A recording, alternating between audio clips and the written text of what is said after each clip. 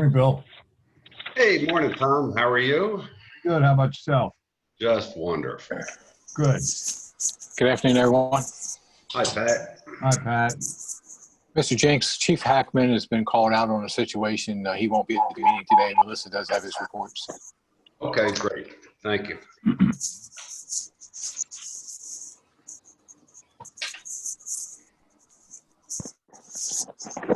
Hello, hi, it's Fred. I just want you to know I'm on. Hi, Fred. Hi. Hey, Fred. Hi. Hello. Well, that sounds good.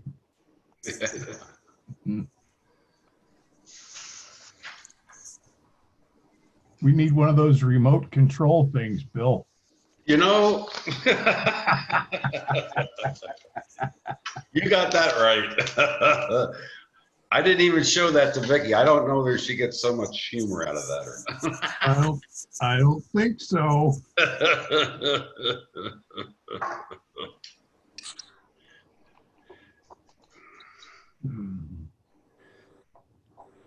Although she did just have a couple months ago that, what's that device for sleep apnea? Like you push a button, you don't have to use the CPAP or anything. Oh, yeah? And she had that put in. And I said, oh, does that have a kill switch on it too? I can just push it and you'll go right to sleep. And she did tell me it's not switch. That's funny. Hi, Chris. Hey, Chris. Good morning. How are you both? Good yourself. Good. Thank you. I'm well.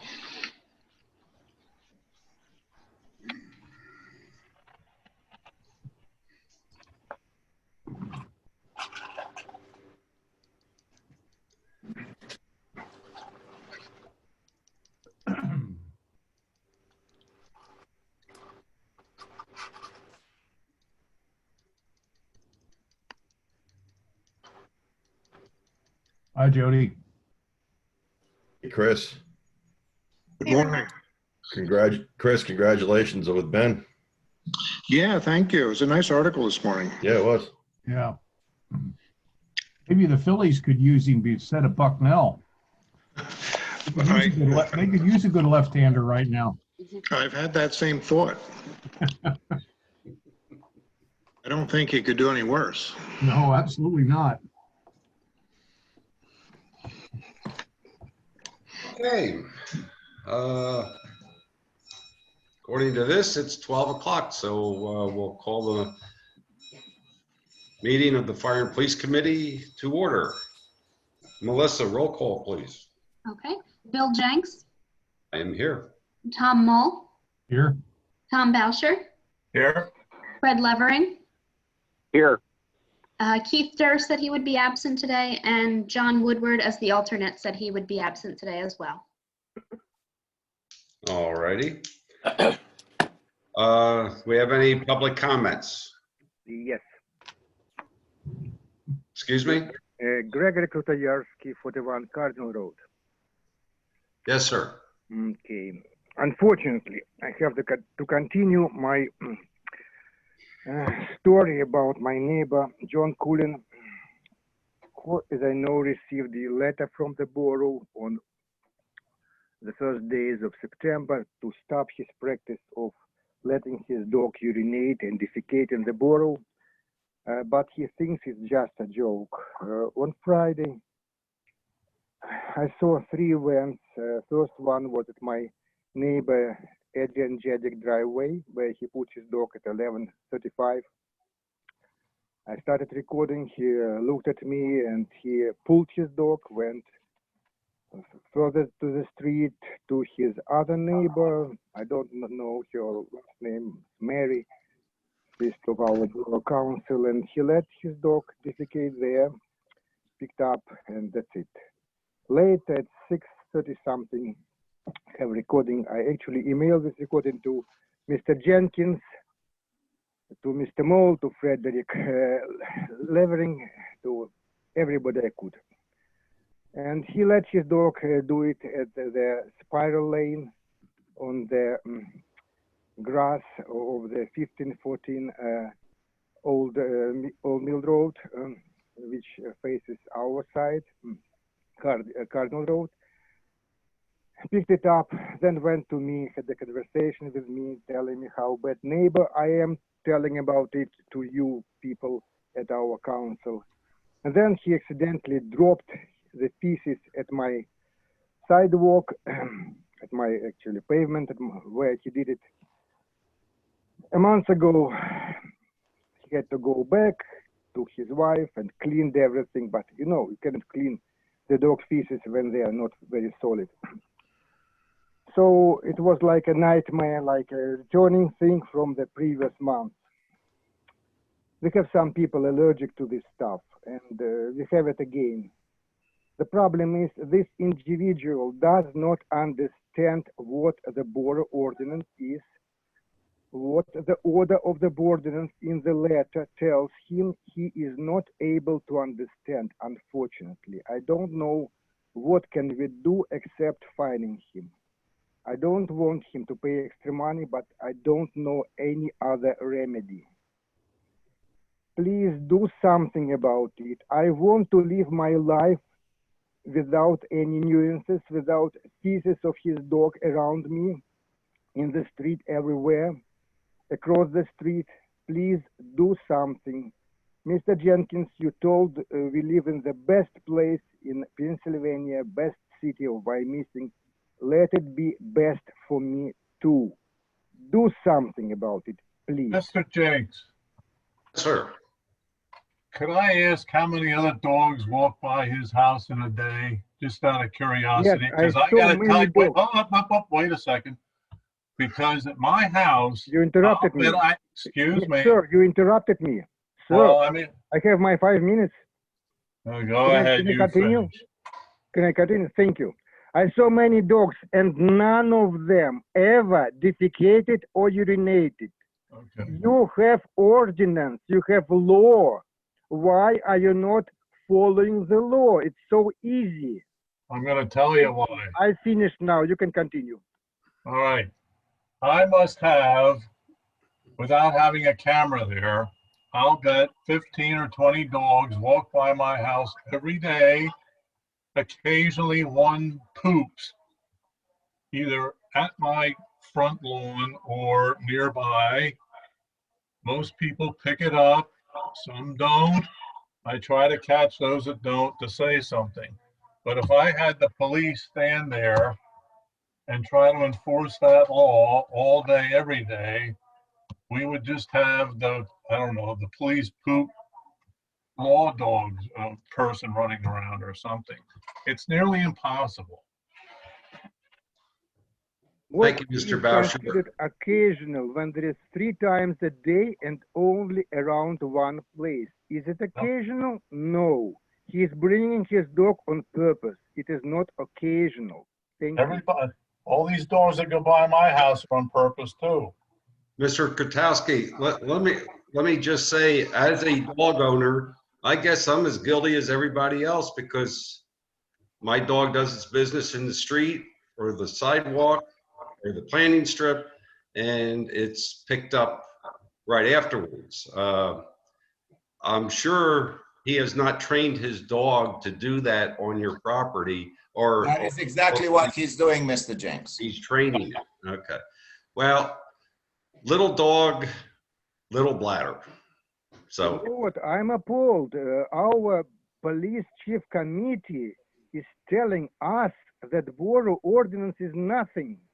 We can only think about the business that the dog owners have, picking up or not picking up. We have a law. Please follow the law. Yeah. Okay, thank you very much, sir. Are there any other public comments? Yes, sir, I have one. Mr. Jadek. Yes, I have actually a couple of issues. Number one, what you are visibly omitting or refusing to see is that on repeated occasions, and there is video evidence to show this, is that Mr. Cullen and Mrs. De Niro bring their dog with the sole purpose to do their business at our curbside.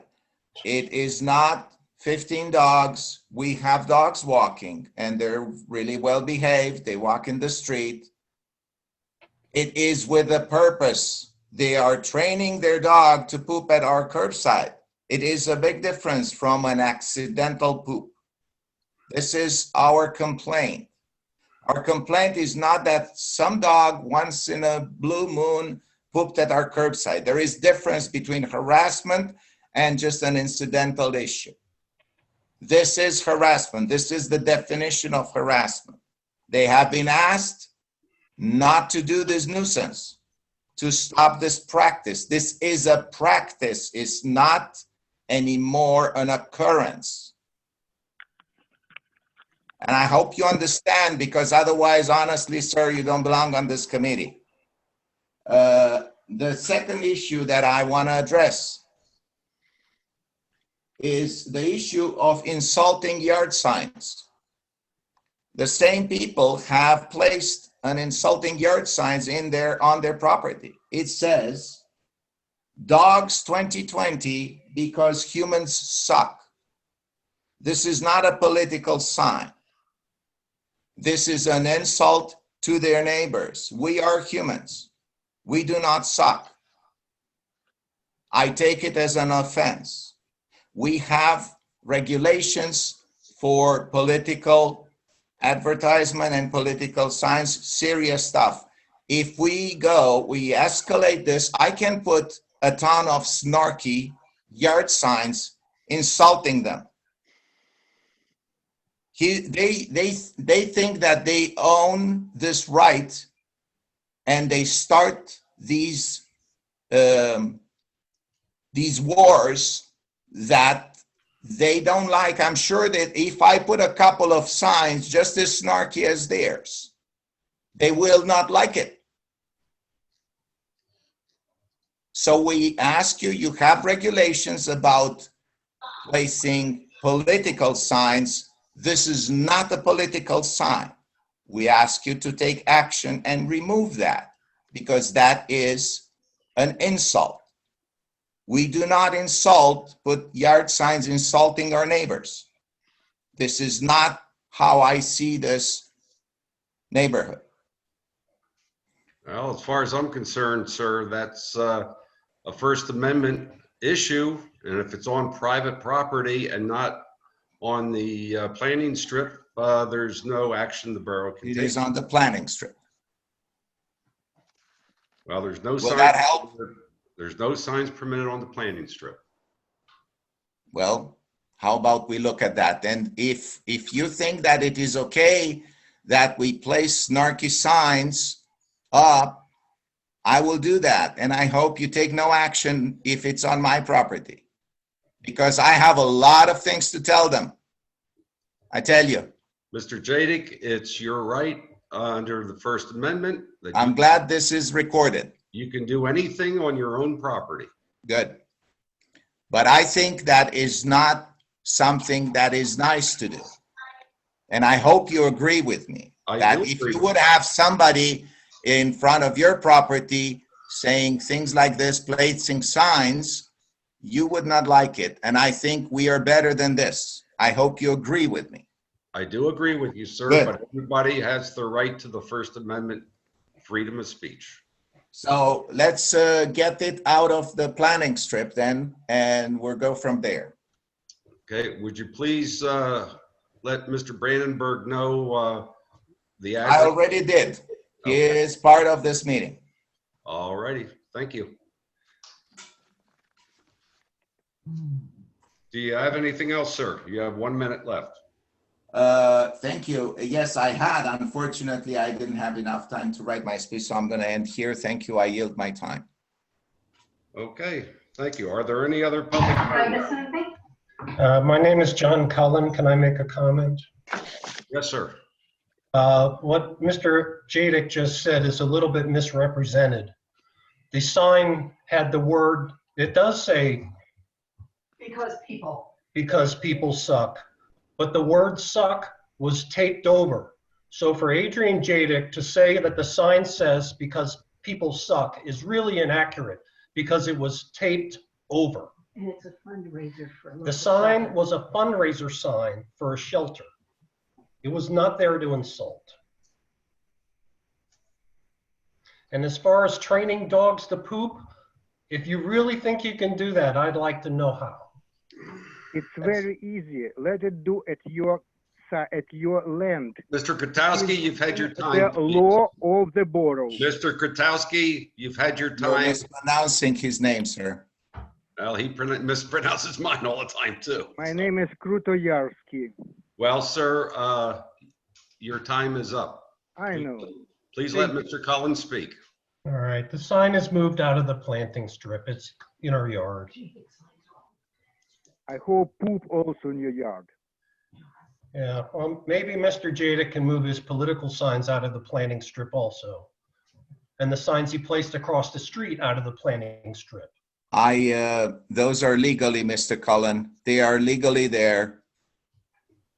Please consult the ordinances. Talk to Michelle Bear. You will understand that in the planting strip, political signs are allowed. Dog signs are not allowed in the planting strip. It's a big difference. Thank you very much. Gentlemen, enough is enough. Okay. We're not going to have a neighborhood dispute when we're discussing borough business. All right, Well, the dog sign is moved. Thank you. Thank you. Are there any other public comments? Hearing none, we will move on to the fire department report. Mr. Jenks, Chief Hackman's report, like I said, he's tied up on a situation. His report is up on the screen for you. They had 8 fires, 41 EMS calls, 9 hazardous conditions, 38 alarm activations.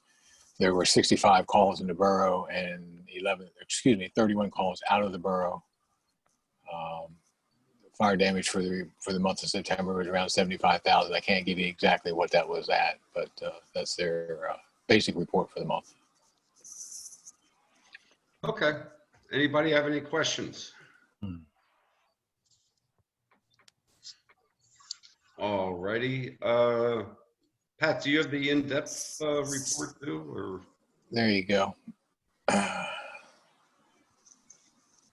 Looks like their average turnout time, I can't exactly see what that says. Average response time is 6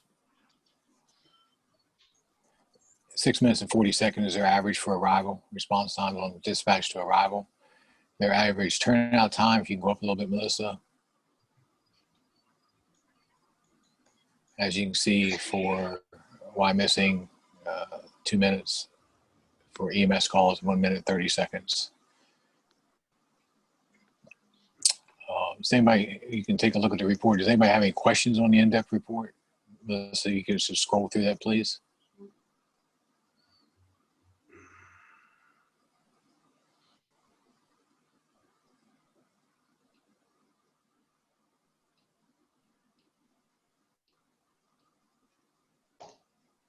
I think that's good enough, Pat. Okay. If anybody has any questions, if you want to email them to me, I can get Chief Hackman to respond back to you. But the ladder is working well. It's running calls, and the guys are very pleased with it. It's doing a good job for what it was intended to do. Fantastic. Wonderful.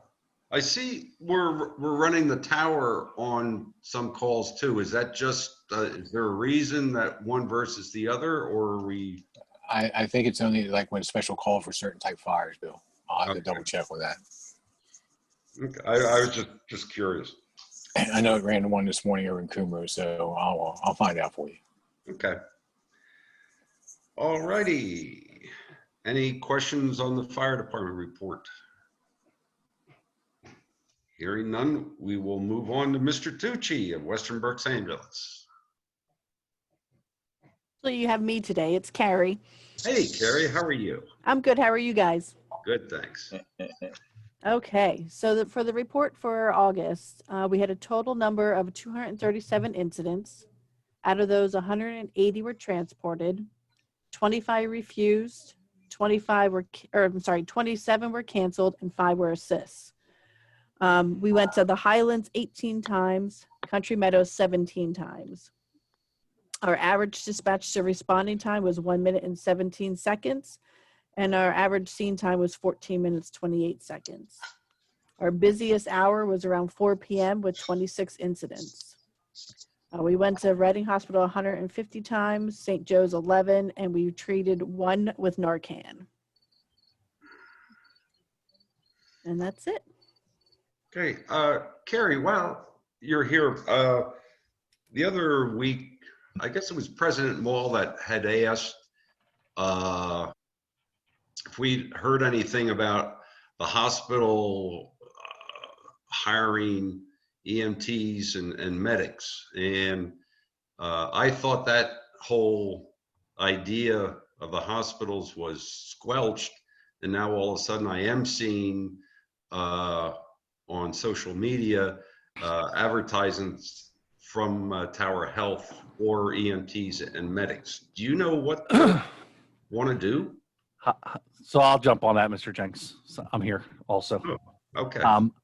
Tower, as we had alluded before, we were approached by a large health system. We chose not to move forward with any of that. We're going to still continue to be our community-based type EMS system. They are starting to do their own Tower Direct system to service their facilities. And that's what I believe they're going to be doing. Okay, so they're not looking to take over municipal emergency calls. I can't say that they are or not. Okay. All righty. I just was curious for some update because as soon as we had talked about it, then all of a sudden I started seeing this stuff popping up from Tower on social media. So that's why I brought it up. Okay. Thanks very much. Appreciate that. Anybody have any comments or questions for Western Berks? Hearing none, we'll move on to the police department. Lieutenant Endy. Good afternoon. I have a couple items on the agenda, not in any particular order, but the line painting for long line painting is completed for 2020. We spent $80,165 for this year, and I'm getting the stuff together for 2021 to paint the entire borough, which this was just about. So as long as we contract for by April of 2021, we'll be able to get the same pricing as in 2020. So that's at least a static cost at this point. Fitzy's run, if you remember last month, we approved it, or you approved it, and then council approved it. We have since been asked by Mike Fitzgerald, the coordinator for that one of their thoughts is they're contemplating a virtual 5K run. And that virtual 5K run would run over the course of 1 week. So he was asking back. Hello? Yeah, Tom. I thought I heard somebody ask a question. He was asking back if it would be proper or he would be allowed to keep the signs up for up to a week of where the course would run.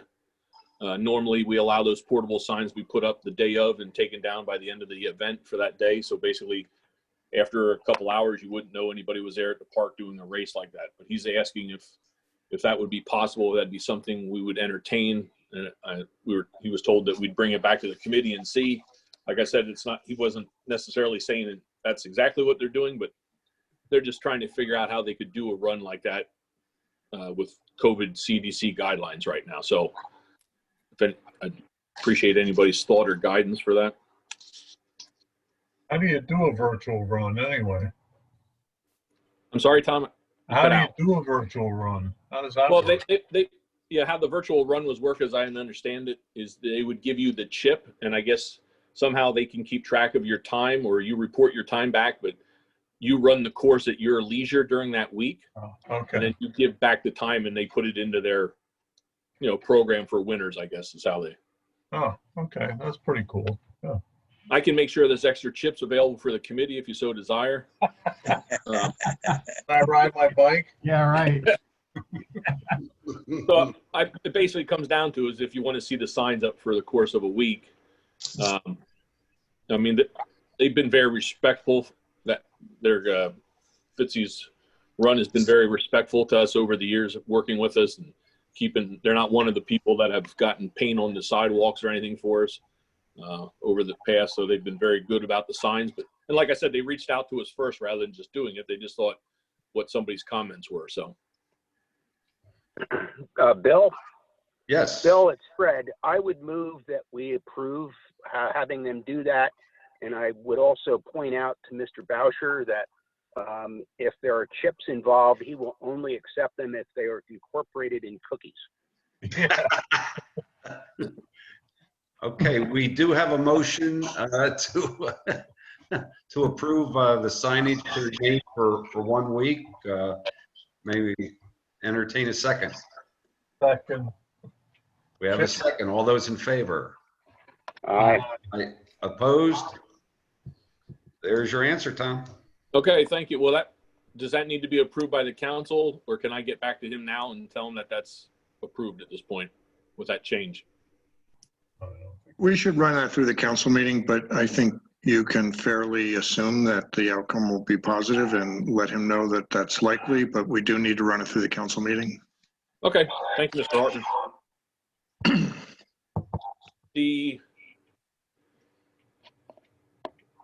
Normally on my calendar of pop-ups, I looking ahead month to month.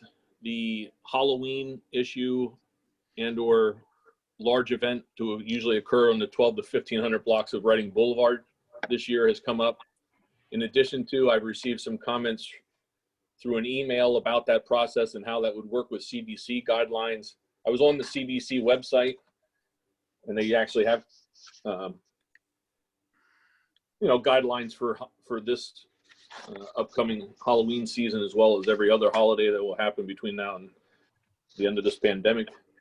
I mean, the borough has never really approved or allowed, or, we've been very neutral on this all these years. I would suggest that we consider the same, or at least if we're going to put something out, put out, about the CDC guidelines or what the borough is going to do in the way of even putting out a night of Halloween. I just thought I'd bring it up sooner than later so we'd have a discussion. Well, I think traditionally we've never said, yeah, Halloween's going to be on this night. I think that goes back to Chief Bauscher when he asked the question, well, when's Halloween? They gave him then. Well, then that's when it is. I would personally, we don't sanction the Halloween. It is what it is. People are going to continue to do what they wish. We can put out what the CDC guidelines are for this, and I'm sure they're not favorable. Speaking personally, I know my wife is going to make up some individual trick-or-treat bags for the neighborhood kids and drop them off at their house the day of, and we'll keep our lights turned out. But that's what we're doing. So as you make note, Mr. Jenks, the CDC guidelines are across the board depending on where your numbers are at the time. So we can certainly put something together in regards to that from the police department, but usually the borough had handled that. So, okay, I just wanted some guidance on that. Does anybody else have comments on this? Hey, Bill, it's Steve. I'm not on the committee, but on rec board, I mean, if I agree that we don't really have any governance, well, we have never had any governance over it, but I think we should put out there the CDC guidelines and also make a statement that if you're not interested in having trick-or-treaters, don't turn your light on. Yeah.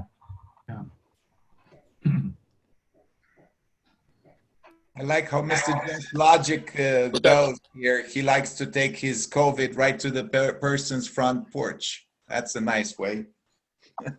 Okay. Thank you. I'm glad you like that. Yeah, okay. I agree. I agree with Steve and the other sentiments expressed too. It is it's a public health issue. And so I think it's properly within our, grounds to state publicly that we, would follow the CDC guidelines, and maybe it's not the safest year to do it door to door. Right. I'm down here in Maryland, and what they do is, and they've done it, they did it last year and the year before, they have what they call a trunk or treat, and they put the candy in the trunk of a car with the trunk open, and some adult stands there to monitor the kids, but then they just grab a piece of candy by themselves. I don't know if we want to do that, or That would actually violate. That would actually violate the CDC standards, John. Mr. Jenks, what we can do is I can work with Lieutenant Indy and Melissa. We can take these CDC standards and come up with a statement and shoot it out to council for approval, and then post it on the website and notify the rec board. I think that's the smartest way to go about it. Yeah. Okay. All right, thank you. Tom, I'll get with you afterwards. Sure. Does anybody have anything for the police department from this committee? If not, I have one thing to wrap up with. Yeah, Tom, we just on the agenda we have line painting. Is that all the update?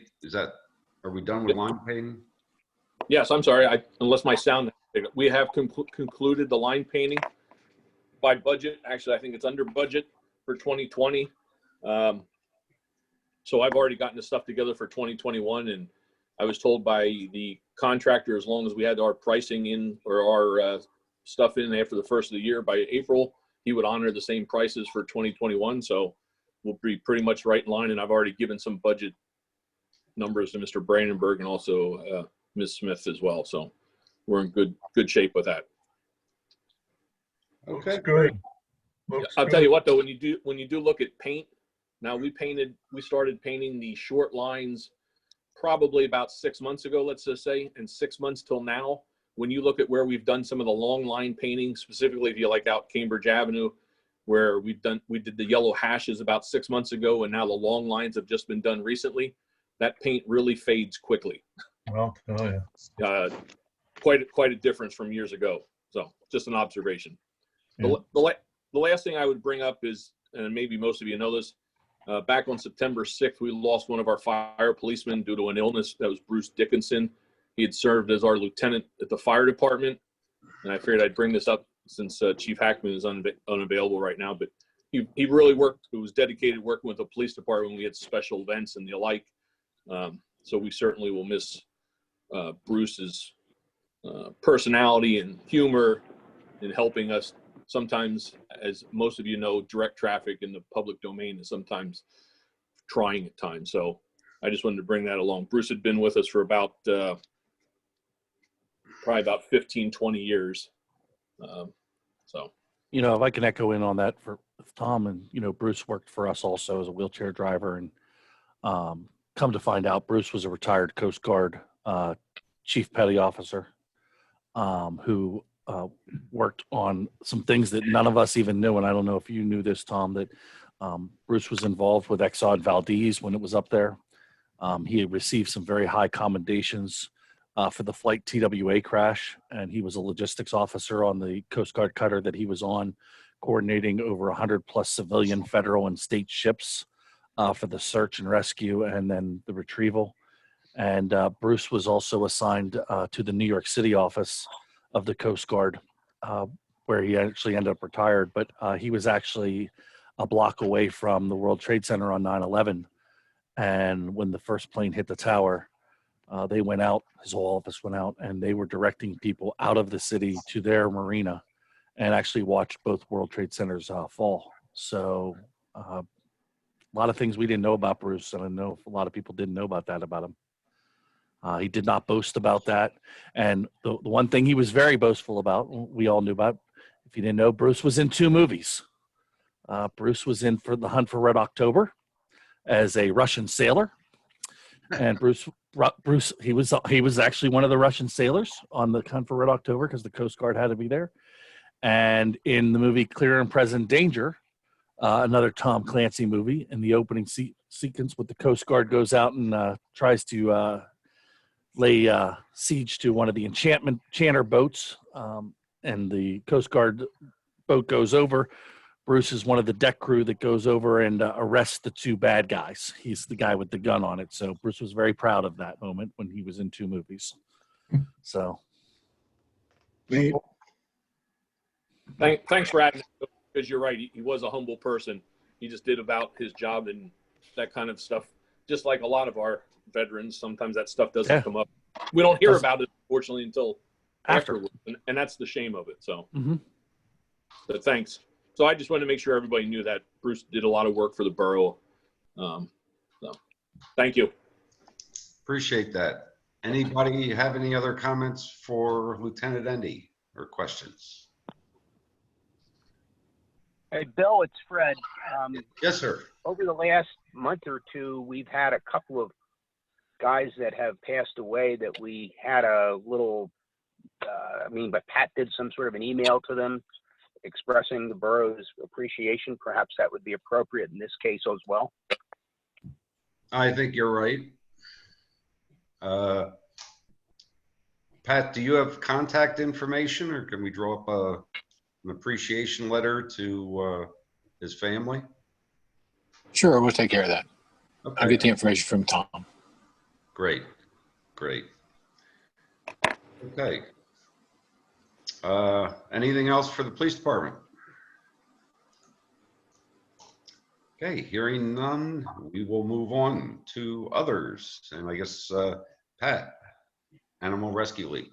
Yes, sir. We Animal Rescue League new director has reached out to us, and the Animal Rescue League is offering the same contract as we were in last year, which expires December 31st, 2020, for the same price we paid last year. So I would ask the committee to recommend to council to renew the contract with the Animal Rescue League for animal control, animal stray services that the borough needs.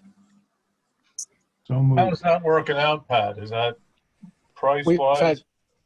Yeah, it's working out well, we think, Tom. We've had 2 minor little issues with the transport situation, but I'm working with the director to get that straightened out. But all in all, it seems to be working well.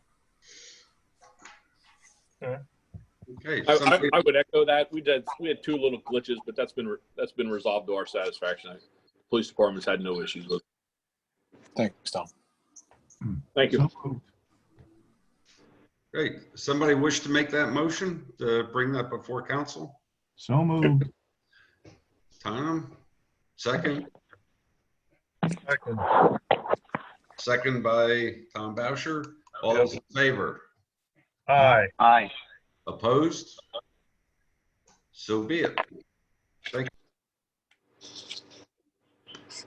Pat, anything else? The only other thing is we will be figuring in the budget to continue the fire intermunicipal agreement, which is automatically renewable unless both sides say they don't want to participate in it. That has a 4% cost of operations increase. So that is figured into budget, and my recommendation would be we continue with the fire intermunicipal agreement with Spring Township. All righty. We need a motion with that or not? Chris? It automatically renews, Tom. I'm not sure whether we need it. I just want to make you aware of it. You don't need a motion. Okay. Okay. Anything else? That's it, sir. Okay. Anyone else have anything else to discuss? If I could, my name is Michael Fitzgerald with Lawrence Foundation. Do you folks hear me okay? Yes, sir. Yeah. I was directed to this meeting by Melissa. I originally had put the inquiry out to Rob Lewis, but understand he's no longer with the borough. I'm part of Lawrence Foundation, which sponsors the annual Fitzy's 5K run that's held in the borough. And that is slated to occur at the end of October. Given the current pandemic situation, we're still holding the run, but at this point, as we plan to still hold the run, but without all the amenities that we normally have. And one of the options I would like to be able to offer our patrons is to help thin out the number of people that would show up on any given day, is to give them the option of running the course through the borough over a 1-week period, starting on the day of the run, which is officially October 25th, and running through that following Sunday. And what I'd like to do in order to do that is to be able to put our course signage up and leave it up for the week. Normally, we put our signage up the day before the run, Saturday, and then we have the run Sunday, and by Sunday late afternoon, all the signage is down. The signage consists of lawn signs that were professionally printed, just providing directional arrows and mile markers for people that run the course. So my request is to be able to leave those signs in position for a 1 week period as opposed to a 1 day period, allow people to run at their convenience so we don't have a larger group showing up on Sunday the 25th, and then pulling the signs down, at the end of that week period. Yeah, Mr. Fitzgerald, we already discussed that, and the committee is recommending that the council, and we've also instructed Lieutenant Endy. We don't see that there's going to be a problem. We just need to make sure that the signs are not on the planting strip. But yes, the committee sees no problem with having you keep the signs up for a 1 week time frame. And what was the caveat? Not put on what? They cannot be on planting strips along the tree lines. Mr. Okay, Jenks, can you give me an I can get a hold of Mike when we're done with this offline and okay. make sure he has that. Okay, Mike? All right, I appreciate it. Thank you very much. Appreciate it. Okay, thank you, sir. Bye-bye. Does anybody have anything else? Okay, do we need to go into executive session for any personnel issues? I'm not aware of anything that needs to be attended to by the committee today. Okay, neither am I. So I'll entertain a motion for adjournment. So moved. Okay, second. Thank you, one and all. Okay, have a good day. Have a good one. Thank you.